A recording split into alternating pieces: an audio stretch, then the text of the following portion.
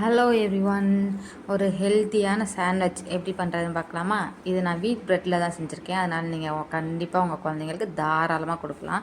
இதுக்கு ஒரு இட்லி பாத்திரத்தில் தண்ணி ஊற்றி அதில் பட்டை, அன்னாச்சி பூ, இந்த பிரிஞ்சி இலை இதெல்லாம் போட்டு மேலே ஒரு தட்டு வச்சு அதில் கார்லிக், சில்லி, சிக்கனு 2 முட்டை போட்டு நல்லா பாயில் பண்ணி எடுத்துக்கோங்க. ஒரு 10 மினிட்ஸ் குக் பண்ணால் போதும். நல்லா குக் ஆகி வந்திருக்கும்.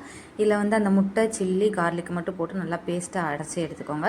அதில் சிக்கனை குட்டி குட்டியாக சாப் பண்ணி போட்டு ஆனியன், தக்காளி, கொத்தமல்லி இதெல்லாம் பெப்பர் பவுட்ரு இதெல்லாம் நீங்கள் ஆட் பண்ணிக்கலாம். நல்லா மிக்ஸ் பண்ணிவிட்டு ப்ரெட்டில் அந்த ஸ்டஃபிங்கை நல்லா ஸ்ப்ரெட் பண்ணிவிட்டு அதில் ஒரு சீஸ் சீட்டு வச்சு ரெடி பண்ணி வச்சுக்கோங்க.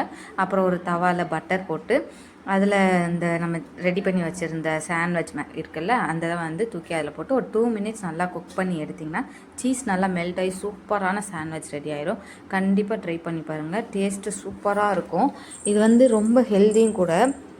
டாக்டரே சஜஸ்ட் பண்ணியிருக்காங்க இது ஹை ப்ரோட்டீன் தான் அப்படின்னு. இது நீங்கள் ஒரு தடவை ட்ரை பண்ணி பார்த்துட்டு எப்படி இருக்குன்னு கமெண்ட்டில் சொல்லுங்கள். பாய்.